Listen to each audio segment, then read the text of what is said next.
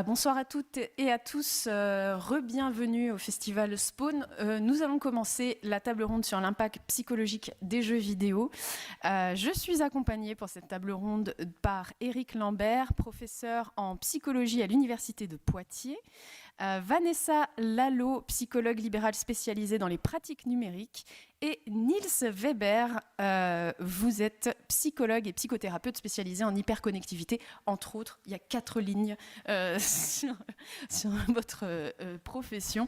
On va rentrer tout de suite dans le... Déjà, je vous remercie évidemment de participer à cette table ronde. Merci à vous trois d'être venus. On va commencer tout de suite. Ça va être la table ronde un peu du debunk. Puisqu'on va commencer par parler de ce qui a été longtemps reproché aux jeux vidéo et peut-être encore un peu aujourd'hui, c'est-à-dire l'addiction aux jeux vidéo. Est-ce que c'est un vrai sujet ou pas? Je voulais revenir sur ça avec vous. Qui souhaite commencer en premier sur l'addiction des jeux vidéo? Éric, peut-être. Et ouais, c'était au milieu. C'était la mauvaise chaise. Si, il s'allumait. Il est réfractaire. Sinon, je peux doubler, mais ça va être vachement moins... Ah, il était mute. Oui, c'est bon, merci. Oui, c'est un des reproches classiques, habituels, et un reproche qui date d'assez longtemps, le fait que les jeux vidéo ont une mauvaise réputation et que cette mauvaise réputation est due entre autres au fait qu'on peut devenir addict. Et je vois, je ne savais pas, mais je vois que y est projeté en aboutissement de cette mauvaise réputation l'OMS, qui avait proposé un nouveau trouble, le trouble du jeu vidéo, et qui a fait beaucoup de bruit dans les médias parce que c'était censé être la preuve que ça y est, le jeu vidéo, il y avait une vraie addiction au jeu vidéo. Sauf que suite à cette publication, il y a eu beaucoup de recherches en clinique, et là mes collègues en parleront sûrement mieux que moi, en psychologie clinique, pardon, sur cette question-là, et il s'avère que tous les signes cliniques de l'addiction qu'on peut trouver sur certaines substances, on ne les retrouve pas sur le jeu vidéo. C'est-à-dire que, par exemple, le phénomène de manque, et je parlerai que de ça, pour être rapide, le phénomène de manque à une drogue, par exemple, va entraîner accélération cardiaque, sudation, va entraîner pensée morbide, etc., etc. Et si je prends des gros joueurs de jeux vidéo et que si je les coupe, alors ils vont pas être contents, hein, ils vont être, mais on va être, et en dehors de ce mécontentement, on va pas du tout avoir les signes cliniques d'un phénomène de manque, donc d'un phénomène du manque par rapport à une addiction. Et donc depuis cette publication, finalement, il n'y a aucune preuve clinique que le jeu vidéo entraîne une addiction, et j'imagine que dans la prochaine version, ça va disparaître. Ah oui, carrément. Ouais. Je pense, ouais. Tu es optimiste. Vous pensez pas, Vanessa, non?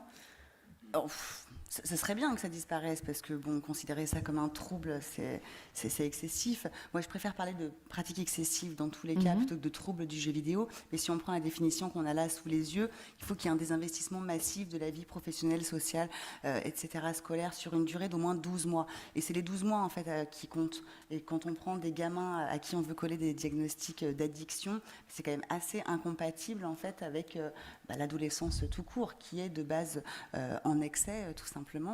Et en général, de toute façon, ce qui se passe en dessous, et c'est là où la clinique pointe son nez assez rapidement, c'est ce qu'on appelle des stratégies de coping, des stratégies d'adaptation, qui vont faire qu'on a des troubles anxieux, des phobies sociales, des phobies scolaires, et qu'on va aller s'enfermer à un moment de manière plus ou moins longue dans les jeux vidéo. Mais on peut aussi passer beaucoup de temps de manière intensive sans avoir aucun marqueur lié à un trouble.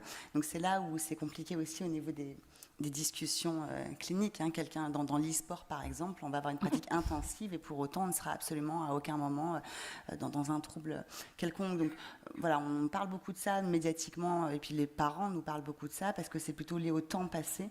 Mais le temps passé ne signifie pas pathologie non plus. Donc voilà, c'est là où notre expertise de psychologue est aussi intéressante pour aller regarder ce qui se passe de manière sous-jacente. Alors, si je comprends bien, la différence entre pratique excessive et addiction, c'est ce dont on parlait quand il y a coupure avec la substance à laquelle on est addict. Est-ce que c'est ça la différence ou est-ce que c'est autre chose ? Alors, je ne me prononcerai pas forcément sur quelle serait la différence entre les deux. Moi, je parle de la sémantique. Moi, je ne parlerai clairement pas ni d'usage problématique, parce que j'aime pas ça et je le réserve à la mille des cas. Moi, je préfère parler de pratique excessive. Je trouve que ça nous permet de sortir des enjeux de pathologisation et de médicalisation. Et quand on parle avec des personnes, des individus qu'on a en face de nous, de toute façon, ils ne se sentent pas forcément, eux, dans des troubles spécifiques. Par contre, un excès, ils peuvent le ressentir et du coup, ça ne coupe pas le dialogue. Donc, c'est une manière pour moi de sortir de cet enjeu sémantique et de ne pas toujours alimenter cette problématique-là qui ne fait pas consensus. D'accord. Et du coup, vous le disiez, Vanessa, pratique excessive. Quels sont quand il y a addiction ou quand il y a pratique excessive, dans tous les cas, c'est qu'il y a une raison à la base, c'est ça, c'est qu'il y a un trouble anxieux ou il y a souvent quelque chose derrière qui est à chercher. C'est quoi les mécaniques qui peuvent entraîner en tout cas une pratique excessive dans ce cadre-là ? Il y en a 1000 milliards autant qu'il y a d'individus, en fait. C'est ça qui est compliqué. C'est pour ça que ça nous empêche de penser, en fait, ce type de diagnostic, parce qu'à chaque fois, il y a des manières différentes de réagir à des troubles ou des souffrances qui sont momentanées, qui ne sont pas du tout forcément des troubles. On peut avoir un état dépressif qui n'est pas une dépression, par exemple, et de manière transitoire, avoir besoin de, comme on l'a pour beaucoup fait pendant le premier confinement, aller s'enfermer dans Animal Crossing, qui a fait beaucoup de bien à beaucoup de gens, par exemple. Voilà, donc ça dépend vraiment de chaque personne, et ce qui est important, c'est de prendre ce recul et d'individualiser, de remettre la subjectivité au premier plan. Alors j'ai une question pour chacune d'entre vous. À partir de quand vous estimez, à partir de combien d'heures vous estimez qu'une pratique est excessive ? Ou est-ce que c'est pas en nombre d'heures, mais plutôt en attitude que ça se... Oui, mais la question, elle est hyper pertinente, parce que le nombre d'heures, c'est le premier truc auquel on pense. C'est la seule chose qui est vraiment quantifiable, surtout pour quelqu'un qui ne connaît pas du tout le monde du jeu vidéo. Mais ça, heureusement, tout le monde, y compris l'OMS, a exclu cette idée de temps. Donc vraiment, le temps qu'on passe devant un écran, c'est jamais, jamais, jamais un critère pour définir qu'est-ce qui est un problème ou pas. Ce que nous, en clinique, on va plutôt utiliser comme critère, c'est de savoir est-ce que cette pratique, elle représente une souffrance. C'est-à-dire, est-ce que le joueur ou la joueuse ou son entourage définit identifie une situation de souffrance. Pour moi, des parents qui disent on n'en peut plus, ça fait 40 fois qu'on appelle nos enfants pour qu'ils viennent à table, c'est une souffrance suffisante pour dire mais bien sûr, il faut qu'on la prenne au sérieux et qu'on se mette autour de la table, pas pour dire il y a une addiction, absolument pas. Pour moi, il n'y a jamais d'addiction jeux vidéo, mais de dire c'est une problématique et elle exprime quelque chose. C'est-à-dire que c'est un symptôme, en fait. C'est le symptôme de quelque chose qui dit que ça fonctionne quelque part ailleurs. Et le jeu vidéo devient un moyen, soit devient un refuge, ou un moyen, effectivement, d'exprimer ce mal-être qui se situe ailleurs. Donc effectivement, moi je rejoins l'idée que, idéalement, j'aimerais bien que ça disparaisse de l'OMS, mais je suis un peu moins optimiste, parce qu'il y a des arguments très forts qui sont posés derrière. L'OMS, ce n'est pas une petite organisation, mais idéalement, effectivement, on devrait pouvoir se débarrasser de cette notion-là, puisque elle complique les consultations, puisqu'on doit d'abord expliquer aux parents, notamment puisque c'est eux qui sont inquiets pour leurs enfants, on doit d'abord leur expliquer non, ce n'est pas une addiction, et non, c'est pas grave si votre enfant a passé 2 heures sur un jeu, mais vous avez raison de vous inquiéter, mais on va essayer de comprendre quel est le vrai problème. Et c'est très culpabilisant pour les ados, notamment, quand ils arrivent en consultation et que la première chose qu'ils entendent, c'est « mon enfant est addict ». En plus, c'est pas la première fois qu'ils l'entendent. Donc, ils portent ce poids de l'addiction, alors qu'en fait, ils sont simplement en train d'exprimer un mal-être comme n'importe quel autre adolescent le ferait d'une autre manière. Et puis Vanessa parlait de la sémantique, le poids des mots quand même, addiction, même dans la culture générale, c'est quand même très lourd. Et puis tout de suite, on a des images, oui, effectivement, de drogue ou de substances. Et puis on se dit, bah non, je joue aux jeux vidéo, en fait, ça va. Par manque de connaissances, justement, autour du jeu vidéo, très souvent, on considère que c'est des drogues. Donc ça, on doit lutter dans un premier temps contre ça, et c'est quand même un petit peu embêtant. Et puis c'est vrai que si on dit à un ado, d'autant plus, tu es addict, on peut créer nous-mêmes en fait cette symptomatologie-là dans un second temps, parce qu'on va s'identifier aussi à une case dans laquelle on vous demande de rentrer ou dans laquelle on vous demande de rester. Donc bon, c'est sûr que si on peut balayer un peu tout ça, c'est quand même plus simple. Mais je tiens aussi à souligner que tout le monde n'est pas dans des problématiques. Moi, dans beaucoup de mes consultations, 90% je pense de mes consultations, en fait les gamins vont bien, c'est juste les parents qui vont pas bien. Ça fait rire tout le monde, mais c'est une réalité. Et donc, en fait, je fais beaucoup de soutien à la parentalité et d'accompagnement par rapport à tout ça, se rendre compte qu'on est juste au XXIe siècle et que les modalités d'interaction sociale, etc., ont changé. Et que c'est pas parce que le gamin passe quelques heures après avoir fait ses devoirs sur les jeux vidéo qu'il va mal et que sa vie est foutue. Il y a quand même ce point qui est important, tout n'est pas pathologique. Oui, si je peux rajouter juste un point, moi je ne suis pas clinicien, mais on a comparé 2 profils, des joueurs de jeux vidéo et des joueurs de jeux d'échecs. Oui. Et tous les signes faisaient que pour l'un, c'était de l'addiction, et pour l'autre, c'était de la passion. Et il y a une notion en psychologie sociale, etc., qu'on appelle la passion, et finalement, on n'arrive pas à distinguer addiction et passion entre échecs. Enfin, ce que je veux dire, c'est qu'on a exactement les mêmes profils, mais d'un côté, on va les qualifier de joueurs passionnés, et de l'autre côté, on va les qualifier de joueurs addicts. Donc on voit bien, là, de fait, là, les mots ont une importance, parce que à même comportement, on va avoir deux qualitatifs très différents, et 2 qualitatifs qui peuvent entraîner des complexités dans la vie quotidienne. Parce que si on dit je suis addict, c'est pas pareil que si on dit je suis passionné. En plus, passionné des jeux d'échecs, qu'est-ce qu'on peut valoriser plus que ça? Je sais pas grand-chose. Peut-être la lecture, enfin, je ne sais pas, il n'y a pas beaucoup. Mais et pourtant, comportementalement, on a exactement le même temps passé, le même fait d'y penser alors que je fais autre chose. Enfin, il y a des signes comme ça.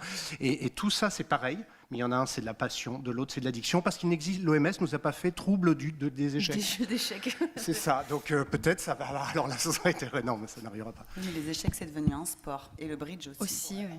Après, il y a l'e-sport, mais ça n'est pas pris en compte visiblement, parce qu'il y a un problème en fait de légitimisation aussi du jeu vidéo. C'est pas aussi bien de jouer aux jeux vidéo que de jouer aux jeux d'échecs encore actuellement. Oui. Soyons optimistes et ayons une lueur d'espoir. L'avantage qu'on a de ce diagnostic, c'est qu'en fait, les critères qui sont posés, qui ne sont pas du tout des critères de temps, ne correspondent à personne. Personne n'a jamais les critères tels qu'ils sont posés par l'OMS. Donc, la grande force de ce diagnostic, c'est qu'en fait, il ne s'applique à personne. Donc, on peut très clairement dire aux gens, soyez rassurés, vous n'êtes pas addict aux jeux vidéo. Ça ne veut pas dire que c'est porte ouverte et puis qu'il n'y a pas de limite à poser. Bien sûr qu'il y a des limites, mais pour d'autres raisons. Donc oui, il y a un problème, mais on n'est pas dans le registre des addictions et on va pouvoir travailler sur le vrai problème. Donc au moins, ça c'est peut-être un point positif, c'est qu'on va pouvoir dire, ok, ces critères-là, voilà, ils ont été posés médicalement, scientifiquement, avec beaucoup de guillemets, mais au moins, si on va suivre cette logique-là, au moins on peut s'en servir pour dire, ben voilà, vous n'êtes pas addict. Ça ne veut pas dire qu'il n'y a pas de problème, mais vous n'êtes pas addict. Bonne nouvelle. Et ben justement, c'est la transition parfaite parce que je voulais vous poser la question également à tous et toutes les trois. Est-ce qu'on peut déceler des problèmes psychologiques, des problèmes mentaux, des mal-être, oui, à travers une pratique du jeu vidéo quand même? Donc la pratique excessive peut-être dont parlait Vanessa, est-ce que on peut déceler des choses, vous, parce que moi non, clairement. Est-ce que c'est possible, ça, à travers une pratique du jeu vidéo précise, un comportement? Alors, si on considère que c'est un symptôme, ça nous dit beaucoup de choses du quotidien de la personne. Ou en tout cas, ça exprime quelque chose qu'on a ensuite, après, essayer de décrypter pour comprendre ce que ça veut dire. Prenons un exemple concret. Admettons que une personne transgenre se fasse harceler à l'école. Du coup, l'école devient un lieu dangereux.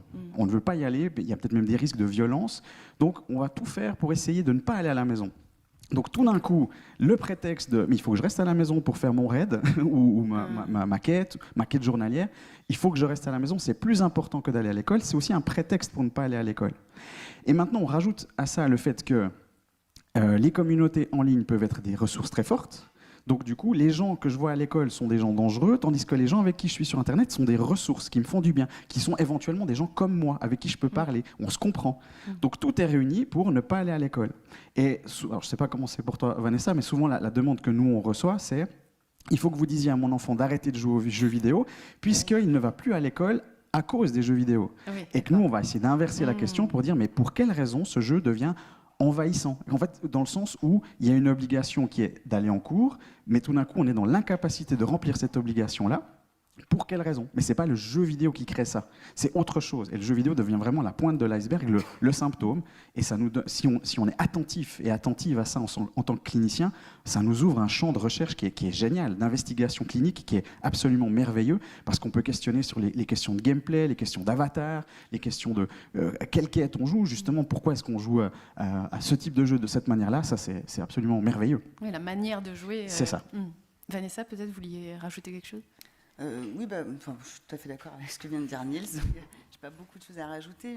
C'est vrai que souvent, on a tendance à dire que l'écran fait écran à quelque chose, en fait. Donc, voilà, c'est une belle manière de résumer les choses. On a toujours besoin de creuser un petit peu, voir qu'est-ce qui se passe de manière un petit peu plus approfondie dans les différents comportements qui sont la face émergée de l'iceberg, en fait. Et quand on creuse, on se rend compte qu'il y a plein d'autres choses.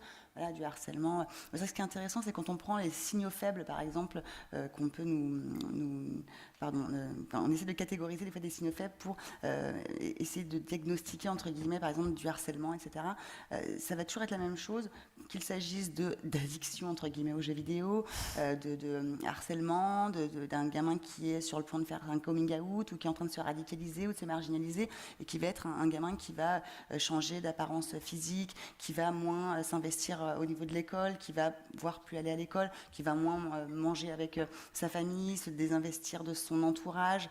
En fait, à la fin, qu'est-ce qu'on est en train de pointer à ce moment-là? Est-ce que c'est l'enfermement, entre guillemets, dans un jeu vidéo, ou est-ce que c'est tout le reste des paramètres de la vie de la personne qui ne va pas? Après, bon, là, on parle beaucoup avec un prisme pathologique, parce qu'on est psy et qu'on ne peut pas s'empêcher de toujours aller du côté pathologique, mais il y a plein de choses aussi formidables et plein d'opportunités aussi. Et c'est vrai que quand je vois, moi, un certain nombre de personnes qui sont à mobilité réduite, par exemple, et qui peuvent enfin sortir de leur isolement ou de leur enfermement justement à travers les jeux vidéo sans être pris en pitié, entre guillemets, aussi avec des personnes qui, voilà, on est joueurs en fait, donc soit on est mauvais et puis on se fait tomber dessus, soit on est bon et on se fait valoriser. Il y a tous ces enjeux d'estime de soi, de gratification aussi, et puis de jeux d'identification, d'expérience, d'immersion aussi qui sont importants dans la construction identitaire à l'adolescence. Donc voilà, il ne faut pas toujours tout pathologiser, il y a plein de choses qui sont quand même très très positives et qui permettent quand même à un certain nombre de personnes aussi de sortir de certains enjeux qui pour eux étaient négatifs, et donc là le jeu prend une place très très positive qui n'est pas du tout pathologique en fait. Et alors moi je m'occupe pas des personnes avec pathologie souvent, donc c'est bien. Il faut faire attention quand même à une certaine limite, c'est qu'il y a quand même des mécaniques de jeu que l'on sait qui vont tendre vers l'addiction. Enfin, faut être aussi clair. Et donc des personnes fragiles qui pourraient tomber dans les jeux d'argent sur une forme d'addiction, on connaît les mécanismes et on sait qu'ils peuvent être reproduits dans certains free-to-play pour pouvoir accrocher, prendre du temps d'attention et du temps d'argent, enfin voilà. Et il y a aussi ça, c'est-à-dire qu'il ne faut pas non plus penser que c'est neutre le jeu qu'il y a derrière. On peut avoir des jeux, et si certains pays ont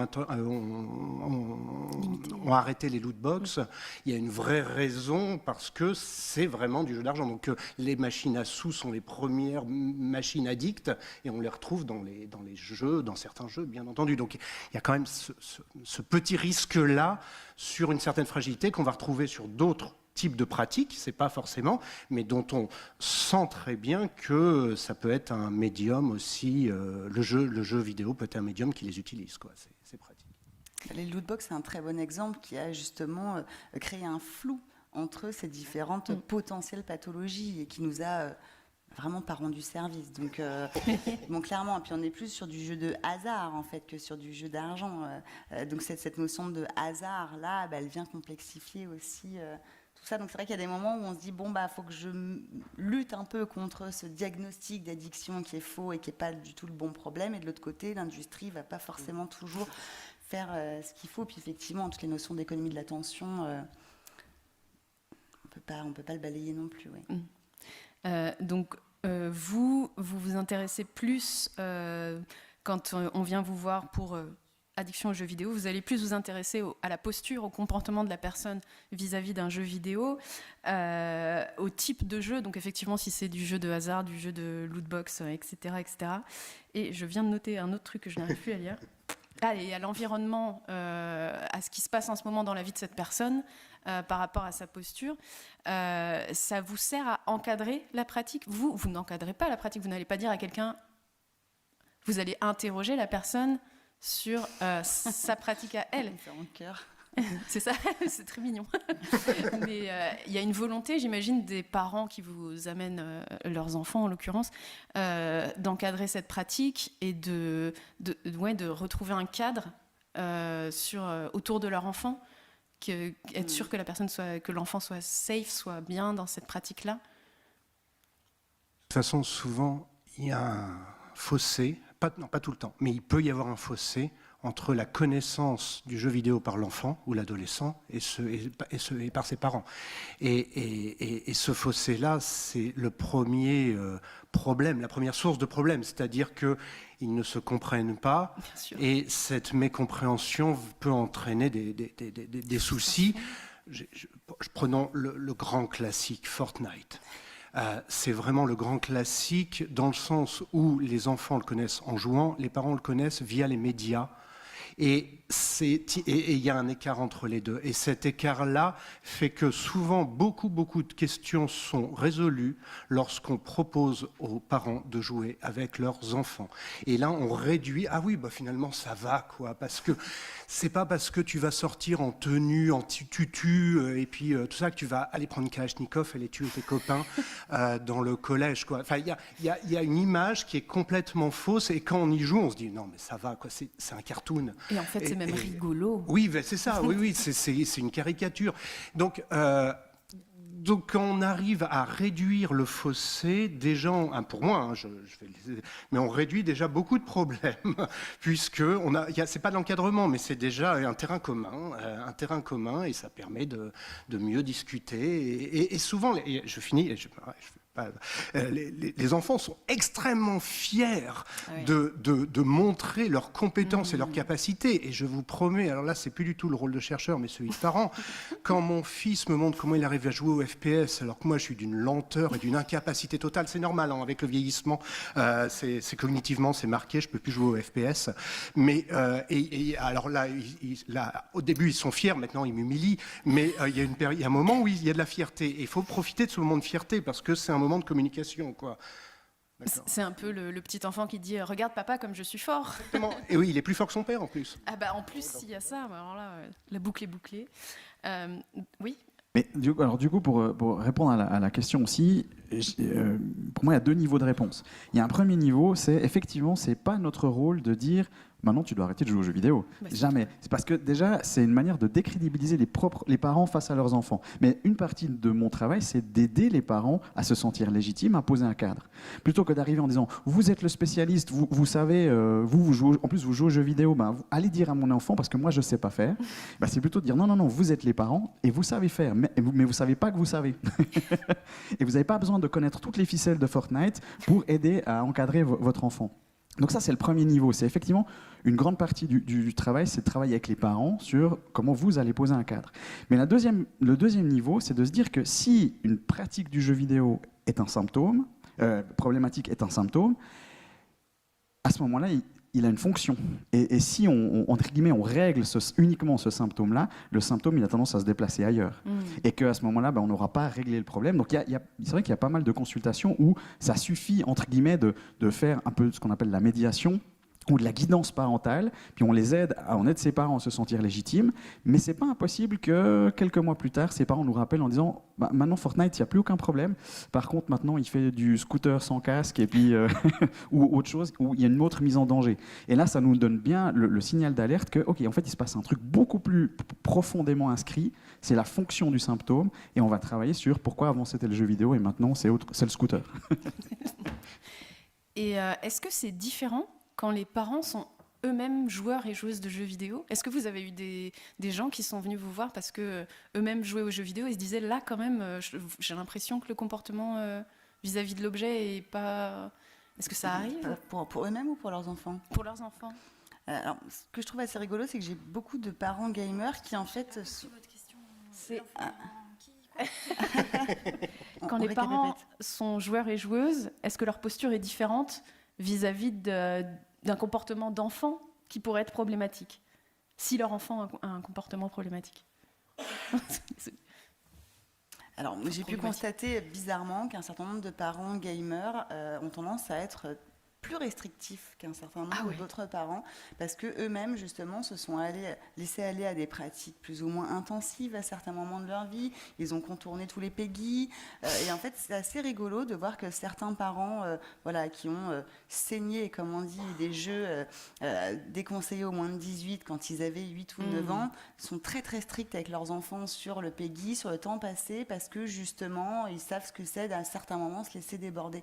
Et je trouve ça assez rigolo, en fait, de pas laisser libre cours aux enfants d'expérimenter ce qu'eux ont eu le droit d'expérimenter plus jeune. Alors, c'est pas le cas tout le temps, bien entendu, mais c'est pas toujours par manque de connaissance du média. Il y a aussi nos propres réflexes de... voilà, ok, on a été des ados, on a fait à certains moments n'importe quoi, mais maintenant qu'on est des adultes, on doit faire respecter les cadres, quoi. Il y a quand même cette notion de cadre qui revient tout le temps. Après, de l'autre côté, un enfant ne se construit pas sans cadre. Voilà, le principe de l'adolescence, c'est d'enfreindre des limites, d'enfreindre les cadres qui ont été posés. Donc la notion de cadre est extrêmement importante, mais il faut qu'elle soit suffisamment souple pour accompagner aussi l'enfant qui évolue et puis les aider à s'autoréguler autant que possible, parce que finalement on n'a pas à faire d'ingérence dans la vie des familles en disant combien d'heures par jour ou à quel type de jeu ou comment faire, ou voilà, la guidance parentale, le renforcement des compétences parentales, c'est hyper important. Mais bon, après on peut aussi essayer d'accompagner tout ça. Moi j'aime bien faire des chartes familiales où on se met d'accord un peu noir sur blanc sur les engagements de chacun, et je dis bien les engagements de chacun. C'est pas juste l'enfant qui doit manger à telle heure de manière assez fixe, ou que le mercredi, que le samedi, etc., que tel jeu. J'aime bien que les parents aussi s'engagent à on va jouer ensemble à tel moment, on va partager un moment ensemble, et de remettre les écrans entre guillemets en collectif, parce que ce qui pose problème dans notre société, je trouve que c'est l'individualisation de nos pratiques en fait. Oui, et puis comme disait Eric, en plus, Fortnite, par exemple, c'est un langage différent. On ne voit pas forcément ce qui se passe sur l'écran. On n'est pas toujours derrière l'enfant qui joue. C'est à part. Et c'est peut-être ça qui doit stresser, j'imagine, les parents, de se dire, mais je ne sais pas ce qui se passe à ce moment-là, quand mon enfant joue. Oui, parce faut pas oublier qu'on n'a jamais la même expérience quand on a la manette dans les mains que quand on est spectateur. Regarder quelqu'un qui joue, c'est pas toujours aussi fun que jouer soi-même. Mais ça permet de faire le lien aussi par rapport à ce que tu disais, que faire le lien avec un point qu'on a un peu tendance à oublier, c'est qu'on va beaucoup se concentrer sur les enfants et les ados, mais en fait, c'est aussi valable pour les adultes. Non. si, mais bien sûr, parce que quelqu'un qui est en burn-out ou qui vit une séparation difficile, ou peu importe, n'importe quel événement, qui tout d'un coup crée un contexte dans lequel le jeu vient répondre à une envie ou un besoin, c'est pareil. Ça m'arrive d'avoir des thérapies de couple aussi, où il y a un des deux qui dit moi j'en ai marre parce que mon mari ou ma femme passe son temps sur son jeu plutôt que de venir me rejoindre. J'ai beaucoup de jeux coop à proposer. Mais exactement, It Takes Two est parfait pour travailler sur les séparations, c'est parfait. Mais du coup, c'est aussi de se dire, là, le jeu prend une fonction qui est différente de la fonction de base, et que c'est tout autant une question qu'on doit poser à des adultes et pas se concentrer uniquement sur la question des enfants et des ados, sous couvert un peu de protection, qui est très important, mais il faut aussi se rendre compte que les adultes jouent, sans blague, et que des fois, le jeu peut devenir envahissant, mais c'est jamais, encore une fois, c'est pas le jeu qui crée cet envahissement. Tout d'un coup, il prend une fonction qui est différente. Ça me fait penser, quand tu parles de thérapie de couple, alors moi j'en ai quelques-uns aussi, quelques-unes des situations comme ça. Ce que je trouve intéressant, c'est qu'en fait, les parents ne sont pas d'accord. Et c'est très très cliché ce que je vais dire, mais très souvent quand même c'est la maman qui veut pas les jeux vidéo, qui préférerait que l'enfant lise et aille faire du vélo dehors, et le papa qui est sur les jeux vidéo. Alors pour peu qu'ils soient séparés et qu'il y ait une instrumentalisation aussi du jeu vidéo, parce que viens chez papa, ce sera vachement plus sympa, parce que regarde ta mère comme elle est méchante, elle t'empêche de jouer aux jeux vidéo. Il y a quand même cet enjeu hyper cliché qui à certains moments est un peu douloureux. Donc j'essaie de conseiller aux parents aussi de se mettre d'accord ensemble avant de pas se confronter devant les enfants, en fait, d'apporter une réponse commune, parce que c'est une des grosses problématiques. Et donc à la fin, bien sûr que le gamin il joue avec les règles et les cadres en fonction de là où va le vent. On a parlé du coup de fossé de connaissances et de fonction du jeu. Et justement, ces derniers temps, ces dernières années, j'ai l'impression que sociétalement, on essaye de donner des fonctions aux jeux vidéo. On essaye de faire en sorte que le jeu vidéo ait une utilité pour tout le monde. Par exemple, c'est le cas des serious games, de ce qu'on a appelé les serious games. Peut-être, Eric, peut-être vous voulez nous, nous parler des serious games. J'aime bien. Alors, non, mais on n'a pas le temps, donc... non, mais c'est juste un peu... Enfin, de fait, si on va très, très, très, très vite, et j'ai peur qu'en allant vite, ça soit trop superficiel. Je m'en excuse d'entrée de jeu, mais déjà, il faudrait définir ce qu'est un serious game. Donc déjà, ça, c'est un vrai problème. Disons que, pour moi, et je ne veux absolument pas penser que tout le monde partage cette définition, c'est un jeu où, quand les développeurs ont tout de suite une intention, dès le début de la conception du jeu, de faire un apprentissage, de faire une amélioration, d'aider à tel apprentissage, de faire... Donc, par rapport à quoi, d'ailleurs, un serious game? Enfin, je sais pas si quelqu'un a un nom, on fait serious game et... Stupid games. Ben, qu'est-ce qui oppose les donc games? Enfin, je sais pas... Bah, déjà, ouais, mais ou alors oui, mais alors donc bon, bref. Il y a aussi cette définition, jeu utile. Et les recherches sur les serious games nous disent quoi? Nous disent quand c'est pour aider à apprendre le code pénal en droit pour les étudiants, ça aide. Parce qu'on gamifie un apprentissage qui est pénible. La physiologie en études de médecine, ça aide. En dentaire, ça aide. Enfin, tous les trucs un peu compliqués à apprendre, dès qu'on les gamifie, ça aide. Est-ce que c'est des serious games? Ça, je ne sais pas. Ça, on le sait depuis très longtemps. Maintenant, tous les serious games qui cherchent à muscler le cerveau, ça ne marche pas. Aucun ne marche. Et Kawashima en est le parfait exemple. Kawashima n'a aucun transfert dans la vie de tous les jours. C'est-à-dire qu'on est censé s'améliorer en calcul mental, en mémoire, en attention, etc. Et il y a plusieurs méta-analyses qui démontrent qu'on s'améliore dans le jeu, ce qui est bien, mais c'est un jeu très mal gamifié. Il est nul, enfin, c'est un peu nul comme jeu. Il est frustrant parce qu'on a l'impression d'être idiot. Ouais. Et dans la vie de tous les jours, donc quand on fait les tests pour savoir si j'ai amélioré ma mémoire pour, par exemple, mes apprentissages scolaires, la réponse est non, ça ne marche pas. Donc la promesse de Kawashima et tous les jeux où c'est muscler votre cerveau ne marchent pas. Tous ceux où c'est pour de l'apprentissage académique, pour aider aux apprentissages un peu rébarbatifs, pour aider à la motivation, c'est un peu caricatural, hein, je vais très très vite, mais là oui, il y a une aide de cette gamification des enseignements un peu compliqués. Donc voilà, sur les serious games, ça dépend de quoi on parle et sur quelle finalité finalement. Il n'y a pas de réponse générale pour moi. C'est peut-être aussi une appellation marketing finalement, serious games, bien sûr, pour se différencier des jeux qui ne seraient pas sérieux ou des jeux qui ne seraient pas utiles. Oui, ça permet à la grand-mère d'acheter une Switch tout en ayant une conscience tranquille parce que c'est Kawashima qui a été acheté. Et voilà, donc, et ça marche. En l'occurrence. Donc, mais ça marche, mais la promesse n'est pas tenue. Là, c'est très très clair. Il est évident que on a. Et je vais aller même vite. Il y a un article qui est sorti il y a 2 jours. Est-ce qu'on peut améliorer sa mémoire? Il n'y a pas beaucoup de pratiques enfin, c'est pas très puissant. Il n'y a pas de pratiques qui marchent très très bien et les jeux vidéo ne sont pas bien meilleurs que les autres. Alors après, je pourrais parler des vrais jeux, des real games, qui ont quelques bénéfices, mais voilà, les serious games, c'est assez limité. Mais je répète, si vous faites du droit ou autre chose, il y a des vrais super serious games qui aident à l'apprentissage, ça c'est sûr. Donc les petits ludiciels qu'on avait dans les années 90... Adibou. Ben oui, mais si, parce que c'est de l'apprentissage académique. Si c'est pour aider à apprendre les tables de multiplication... Ah ben non, c'était pas marrant. Mais est-ce qu'on peut Est-ce qu'on peut avoir ce fantasme de dire je vais apprendre tout en m'amusant systématiquement?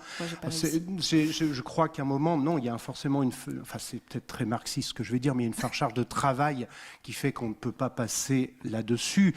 Mais voilà quoi. Mais Adibou, c'était pas mal quoi. Mais oui, mais il y avait toujours le moment où c'était on rentrait... très behavioriste quoi. C'était un peu comme les cahiers de vacances. C'était joli et rigolo, mais il y a toujours un moment où on va rentrer dans l'exercice et là c'est chiant. Enfin, désolée. Pardon. Après, le problème, c'est surtout que tous ces serious games sont faits pour un individu moyen. Et comme l'individu moyen n'existe pas, c'est là où, en général, ça tape pas au bon endroit. Parce que sur un certain nombre de personnes qui ont des difficultés avec des styles cognitifs différents, on voit qu'il y a quand même un certain nombre, alors pas de serious games, mais de dérivés ludiques qui peuvent permettre des apprentissages un petit peu plus facilement aussi, mais il faut vraiment cibler dans ce cas-là les dyslexiques ou certaines formes de dyslexie ou certaines formes de... Et puis on a tous les jeux thérapeutiques aussi. Alors je ne sais pas ce que tu en penses après des jeux thérapeutiques, mais bon, pour lutter contre les phobies, certains syndromes post-traumatiques, etc., il y a quand même des choses qui sont pour le coup assez avérées. Mais bon, on n'est pas dans le fun. Oui, on oui. n'est pas dans le fun. Et attention, hein, je parle absolument pas de troubles, etc. Dans mon propos, là, je parle, est-ce qu'un un gamin de 14 ans qui va faire Kawashima pendant 10 heures, est-ce qu'il va avoir une meilleure mémoire? La réponse est non. Mais de fait, pour lutter contre certaines phobies, il y a des possibles, mais c'est plus des serious games. Enfin, oui, c'est de la projection de ce qui fait peur, ou je vois pas comment. En fait, ce serait un casque VR et c'est ça. C'est du behaviorisme, c'est-à-dire qu'on apprend à avoir. C'est du behaviorisme, on apprend à avoir de moins en moins peur de nos phobies en se confrontant. Mais c'est plus simple d'avoir un casque VR que d'être au milieu de vrais serpents, quoi. Ou d'être le vertige. Ça marche très bien. Il y a des études sur le vertige. Ouais. On peut lutter contre le vertige grâce à la VR. Et on s'adapte. Mais c'est pas des serious games. C'est quoi un serious game? Peut-être que je peux juste prendre brièvement l'exemple de Ring Fit de Switch, qui est un exemple que je trouve intéressant. Ouais. Parce que je pense que c'est un des rares serious games, enfin qui est vendu comme ça, qui arrive à mélanger suffisamment d'éléments de connaissances, de sciences du sport avec des éléments de sciences du jeu vidéo. Et il est suffisamment marrant pour qu'on ait envie d'y jouer. Mais ça crée l'illusion quand même que si vous achetez Ring Fit à vos enfants ou à vous-même, si vous n'avez pas la motivation de faire du sport, ça va vous greffer de la motivation. Ça ne marche jamais. C'est-à-dire que si de base on n'a pas la motivation, c'est jamais le jeu qui va amener cette motivation. Mais je trouve que l'exemple de Ring Fit est très intéressant parce qu'on dit souvent que les serious games, en fait, ça coûte une blinde à créer et que quand on est Nintendo, on a des blindes. Donc du coup, on peut créer un jeu vidéo qui est suffisamment marrant et amusant parce que comme vous avez dit, la plupart de ces jeux ne sont pas amusants. Mais on voit bien qu'il y a des moments où il y a le côté jeu vidéo soit qui prime sur le côté sportif ou l'inverse. Est-ce que ça fait... par exemple, moi j'étais très déçu de voir que l'intensité de l'anneau ne fait pas plus de dégâts aux ennemis que si on... C'est vrai que ça aurait été bien. Voilà, mais ça c'est un réflexe de joueur. La personne qui vient faire du sport, de toute façon, il appuie à fond. Donc il y a quelque chose qui est... On voit bien qu'il y a des moments où par exemple les ennemis qui disparaissent au milieu du combat parce qu'on leur a fait suffisamment de dégâts, si on est plus joueur que sportif, cette opposition n'a aucun sens. Mais si on est plus joueur que sportif, on va se dire c'est bon, mon combat est fini. Tandis que si je suis plus sportif, je veux dire non, il faut que j'aille jusqu'au bout de la série d'exercices qui m'a été donnée. Et ça, je trouve, à mon avis, il y a plein de trucs intéressants à étudier sur Ring Fit. Et de fait, mon collègue Sandro Franceschini travaille sur pourquoi il y a un bénéfice cognitif des jeux. Et la seule variable pour l'instant qui a vraiment été identifiée, c'est la notion de fun. C'est-à-dire que dès qu'il n'y a pas de fun, ça ne marche pas. Il travaille avec des enfants dyslexiques et il montre si certains jeux permettent d'améliorer les capacités d'attention et donc de réduire la charge en lecture, d'aider. Ça n'améliore pas la lecture, mais ça réduit la charge, puisque je ne suis plus en surcharge cognitive. Et il met des jeux pénibles et des jeux très fun. Il confronte plein de variables, et la variable qui ressort prioritairement, c'est cette notion de fun. Et donc, dès qu'on oublie dès qu'un serious game devient trop serious, forcément, il perd sa cible, quoi. Il loupe. Et les jeux qui n'ont pas de cible sérieuse, mais qui sont très fun, à l'inverse, peuvent avoir de vrais bénéfices cognitifs. Donc, un jeu utile est inutile, alors qu'un jeu inutile peut devenir utile selon la personne qui l'a entre les mains et ce qu'elle en fait. En psychocognitive, je pense que le jeu le plus étudié, c'est Call of Duty. Et il est extrêmement utile. En termes de traitement visio-spatial, d'amélioration des capacités visio-spatiales de mémoire et d'attention, c'est un petit truc, c'est pas un énorme effet, mais il a un petit effet positif. Et pourquoi ? Parce que c'est un FPS aux décisions rapides en temps réel. Et c'est le plus vendu. Enfin, je veux dire, c'est pour ça qu'il a été très étudié, parce qu'il est très vendu. Mais les mécanismes qu'il met sont des mécanismes qui permettent de booster certaines fonctions cognitives, alors qu'à l'initial, j'imagine que les développeurs n'avaient pas du tout cette intention, quoi. Mais on le teste beaucoup. Et d'un point de vue thérapeutique, on a vu donc avec tous les trois que le jeu vidéo était utilisé par des personnes qui pouvaient être en souffrance pour d'autres raisons que le jeu vidéo. Ça peut soigner le jeu vidéo ou ça soulage le jeu vidéo? Patate chaude, hop. Tout dépend ce qu'on en fait. Je pense que, en fait, moi, ce que je trouve fascinant en thérapie, c'est qu'on peut utiliser n'importe quel jeu pour créer une relation avec le patient ou les patients, si c'est une famille, par exemple. Et que moi, je commence toujours par demander auquel jeu joue la personne, mais aussi qui fait quoi, avec quel écran dans la famille. Et aussi les réseaux sociaux, etc. Et souvent, moi, je demande qu'on joue un moment à ce jeu-là et qu'on en discute ensemble, exactement. Et soit que la famille joue ensemble et moi je suis à côté, soit que moi je joue avec le patient si c'est de la thérapie individuelle. Mais c'est pas en me disant tiens, si je disais avant It Takes Two, c'est pas je vais pas prescrire 2 heures de It Takes Two pour résoudre vos problèmes de couple, mais plutôt de dire voilà, pendant que vous êtes en train de jouer à It Takes Two, monsieur, vous avez pensé quoi? Madame, vous avez pensé quoi? Ou monsieur, madame, peu importe. Mais et après, on s'en fiche du jeu, mais ça sert de porte d'entrée pour aller discuter de ce que chacun a ressenti. Et quelqu'un a crié avant, tous les jeux sont sérieux, je suis complètement d'accord, parce que c'est justement ça qui est important. C'est que pendant qu'on joue à n'importe quel jeu, il y a des émotions qui sont vécues à un niveau émotionnellement très fort, une intensité très forte, et c'est ça qu'on veut travailler. Et après, on n'a plus besoin du jeu, on peut parler de ce qui a été vécu, mais cette réflexion émotionnelle, personne ne le fait. Il n'y a aucun moment où on sort d'une partie de Mario, puis on se dit, alors est-ce que je suis un peu frustré? Non, c'est un truc qu'on fait pas du tout spontanément, mais on va forcer le trait en thérapie, mais on le fait de toute façon, indépendamment de la question du jeu vidéo. Et hop, je te repasse la balle. Merci.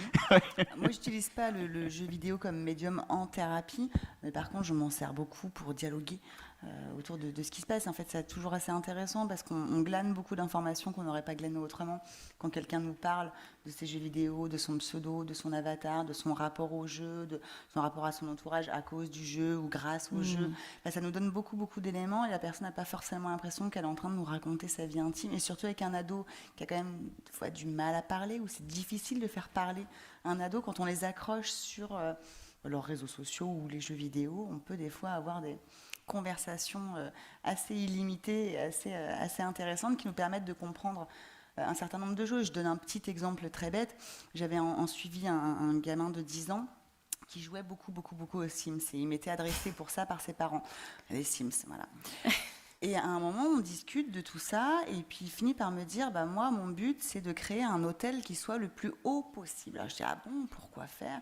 Il me dit, parce que je voudrais pouvoir recevoir tous mes amis le jour où j'en aurai.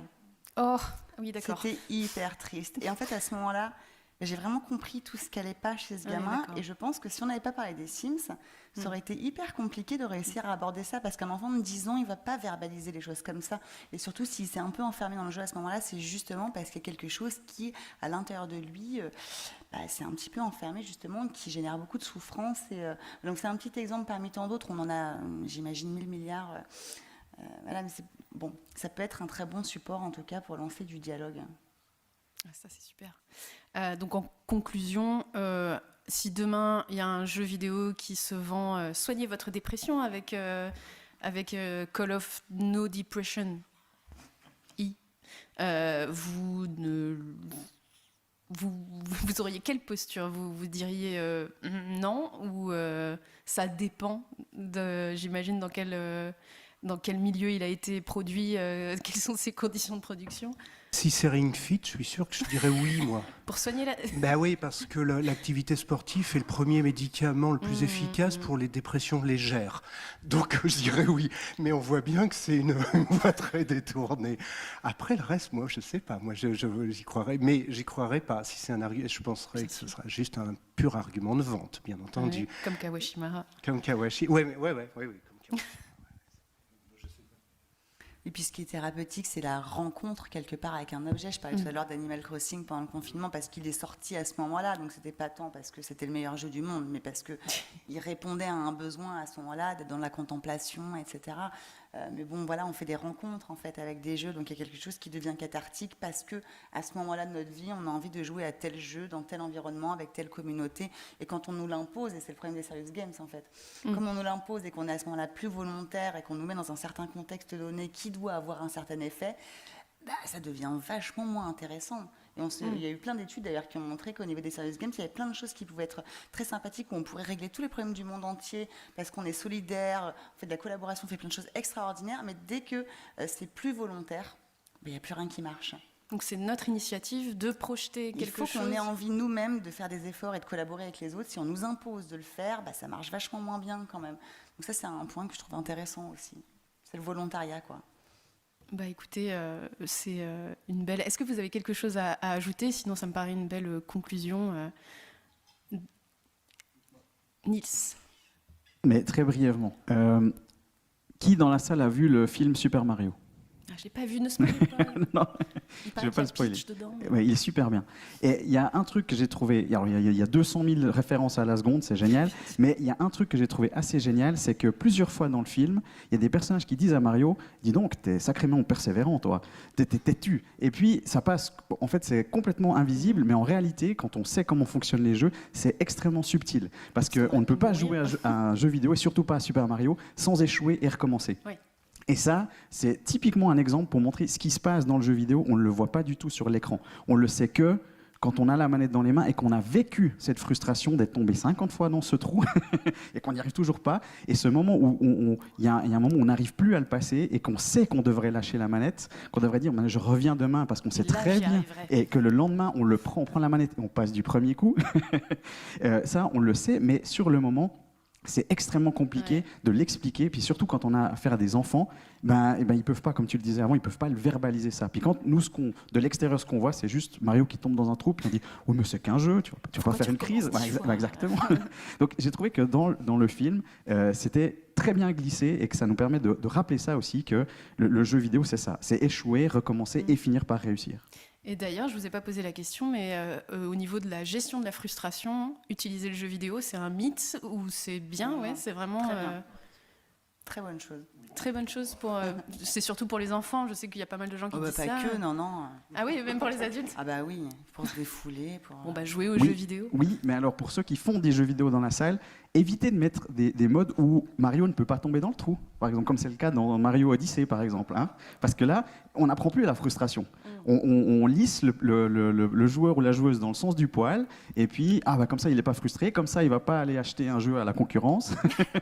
mais il faut qu'on puisse tomber dans les trous. Sinon, il n'y a pas de frustration, et on ne peut pas apprendre à gérer cette frustration. C'est symboliquement très fort, ce que tu nous dis. C'est beau. Merci. Mais surtout que j'ai vécu la même chose. Ma nièce n'arrivait pas à passer un boss sur Splatoon 3, et elle voulait que je le fasse à sa place, et je lui ai dit non, il faut que vas-y, tu peux le faire, tu vas y arriver. Effectivement, elle y est arrivée. Donc finalement, j'ai bien fait, je n'ai pas traumatisé cet enfant, et ça me fait plaisir. Merci à tous les trois d'avoir participé à cette table ronde. On va faire circuler un micro dans la salle, également sur le chat YouTube. S'il y a des questions, n'hésitez pas, on a une personne qui est là pour vous lire. Est-ce que... Oui, on a déjà 2 questions dans la salle, et je ne sais pas pour YouTube. Pardon.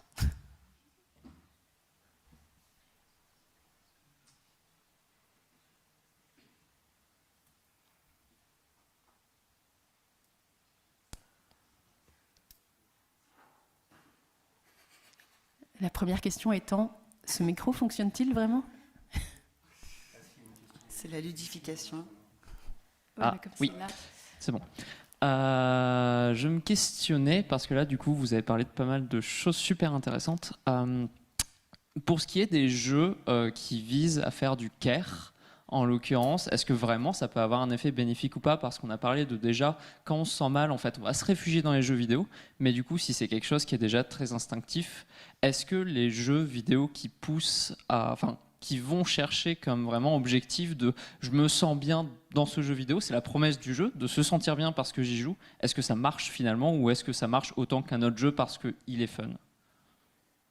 Je crois que les Sims sont un peu cette... Si d'entrée de jeu, les développeurs veulent dire « je vais faire un jeu où les gens se sentent bien », ça ne va pas marcher. ça va marcher pour certains et pas pour d'autres. Le problème, c'est imprévisible à mon qu'est-ce qui fait que moi, je vais bien me sentir dans un jeu où il y a des zombies c'est forcément quelque chose qui est ce que renvoie le game designer, mais qui n'est absolument pas une loi normale, et heureusement, heureusement, quoi. Alors pourquoi Animal Crossing a marché, ça reste un mystère. Mais ça reste un mystère. Pourquoi ça marchait? C'est parce qu'il y avait un moment qui rencontrait un jeu, qui rencontrait des gens, je l'entends bien. Et puis il y a un mouvement aussi, un mouvement médiatique. Un ancrage temporel aussi. Mais c'est un accident heureux et pas une volonté initiale. Je pense que dès qu'il y a une volonté initiale, enfin pour moi, je pense que le pari il est super risqué de tenter de dire voilà, je vais faire je sais pas, un jeu où les gens vont se sentir mieux en sortant, et c'est sûr ça va marcher pour tous. Ça, j'y crois pas du tout. Et en plus, si c'est la promesse, ça risque d'être plus frustrant. Il vaut mieux pas le dire. Après, Animal Crossing avait des ancrages aussi dans la culture zen japonaise qui faisait que il y avait quand même un peu peut-être de lâcher prise qui a dû peut-être faire du bien, mais c'est plus social, limite, enfin sociologique en tout cas, que individuellement chaque personne. Ouais, c'est. Et puis ça apportait une régularité, enfin j'insiste là-dessus. Il y avait un ancrage quand même dans l'espace-temps, on était un peu perdu dans les jours, les semaines, on est quand, on sait c'était plus l'heure, et le fait de revenir tous les X pour aller vendre ses betteraves ou je sais pas quoi, suivre le cours de ceci, de cela, bon, ce qui est très capitaliste, hein.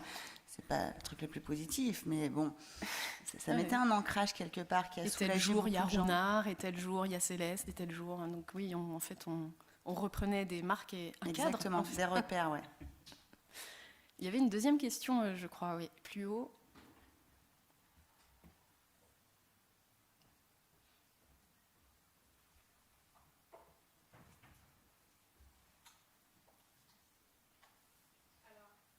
Ah. 1, 2. Oui. Alors, il y a beaucoup de parents qui viennent vous voir justement pour dire oui, mon enfant il joue trop, blablabla. Mais est-ce qu'à contrario, ça vous arrive de conseiller justement le jeu vidéo pour dire, pour canaliser l'énergie dans une chose, dans une tâche, ou apprendre à faire tel truc, ou enfin. Pour plusieurs raisons différentes, on pourrait conseiller le jeu vidéo, même socialement parlant, pour faire le lien avec son enfant, dire construisez ça ensemble, faites ce genre de choses ensemble. Est-ce que ça vous arrive du coup de parler positivement même à des patients qui n'ont jamais joué au jeu vidéo, en fait, de ce côté assez positif que peut apporter le jeu vidéo? C'est ce que vous disiez pour le couple, Nils, peut-être? Oui. Oui, tout à fait. Mais ce qu'il faut bien comprendre, c'est que la psychothérapie, c'est un peu de la résolution d'énigmes. Hein. C'est-à-dire que des fois, on fait des hypothèses, et puis le piège, c'est de dire, si vous jouez à ce jeu, ça ira mieux. Justement, c'est un petit peu ce qui était dit avant. Mais on fait des hypothèses, et on va soumettre ces hypothèses aux gens qui viennent consulter, sans garantie que on n'a pas la solution. On les aide à réfléchir à une solution. Et que justement, le fait de créer une situation différente du quotidien, puisque quelqu'un qui a besoin d'une psychothérapie, c'est généralement quelqu'un qui tourne en rond, qui a une boîte à outils, qui a utilisé tous les outils qui étaient à disposition et qui lui manque de pouvoir faire des fois juste un pas de côté pour pouvoir voir les choses différemment, de prescrire un jeu vidéo comme vous le proposez, ce serait l'occasion de dire je vais vous faire jouer un truc auquel vous n'avez pas l'habitude de jouer. On va créer un changement. Et peut-être que ça ne va rien faire du tout, mais peut-être que ça va faire quelque chose. Et ce qui, moi, m'intéresse, en tout cas, après, je ne sais pas parler pour Vanessa, mais en tout cas, ce qui, moi, m'intéresse, c'est quand les gens reviennent en disant il s'est passé ça. Puis des fois, ils vont dire il ne s'est rien passé du tout, ok, puis moi, je vais creuser, et c'est comment pour vous qu'il ne se soit rien passé. Et on va réembrayer avec ça. Mais effectivement, moi, je réfléchis aussi à certaines mécaniques de jeu en se disant, mais tiens, par exemple, Céleste ou Shadow of the Colossus, c'est des jeux qui sont très intéressants à utiliser en thérapie individuelle, parce qu'on met le joueur ou la joueuse face à une situation qui est souvent de l'ordre de je monte et je retombe. Et après, on va essayer de faire des liens entre ce que vous avez expérimenté en jouant, ça correspond à ce que vous essayez de m'expliquer depuis 6 mois ou pas du tout. Et je caricature évidemment. Mais c'est très intéressant d'essayer des choses. Et ensuite, bien sûr, d'accueillir les réactions et de porter aucun jugement ni culpabilisation sur le joueur ou la joueuse qui n'aurait pas vu la lumière en jouant au jeu. Est-ce que ça répond à votre question? je mettrai juste un petit mot parce que bon, il va falloir qu'on conclue à un moment. Moi, quand je conseille des jeux, c'est pas forcément tant en thérapie, mais quoique ça peut m'arriver qu'en conférence, où je vais essayer de dire aux parents, mais allez-y. Ce monde qui vous fait peur, que vous connaissez pas bien, déjà changer de posture, c'est pas grave d'être en échec, c'est pas grave que vos enfants soient meilleurs que vous, ça peut rebattre les cartes dans la dynamique familiale, ça peut créer des choses très très intéressantes. Ouais, mais justement, quand il y a de la souffrance du côté du parent, ça montre quelque chose qui se rééquilibre aussi, il n'y a pas que l'enfant qui doit souffrir tout le temps. Et dans ce cas-là, j'ai tendance à préconiser des jeux coopératifs pour faire ce que je disais tout à l'heure, de remettre en collectif. On a tous, chacun le nez sur nos écrans en famille, c'est un des problèmes aussi qui crée beaucoup de conflits, c'est que chacun est beaucoup trop sur ces outils numériques sans partager des expériences en commun. Donc avec des jeux en coopération, ça peut permettre aussi de s'obliger à se synchroniser. Puis quand on doit être 2 à ramer simultanément, on rame dans tous les sens du terme. Ça peut être aussi très intéressant. Merci beaucoup. Les jeux vidéo bientôt remboursés par la Sécurité sociale, vous l'aurez entendu ici. Ce serait bien. Peut-être pas. Merci beaucoup Vanessa, Nils et Eric. Merci d'être venus et d'avoir participé à cette table ronde et toutes ces questions. Merci à toi. Merci. Donc cette table ronde est terminée. On va passer à la dernière table ronde de la journée d'ici quelques minutes. On va rester sur un thème bien-être santé, puisqu'effectivement, on va parler de la santé et du jeu vidéo. C'est l'intitulé de cette table ronde. Je vais remplacer exceptionnellement Héloïse, qui a dû prendre son train. Voilà. Merci encore à vous, et on se retrouve plus tard.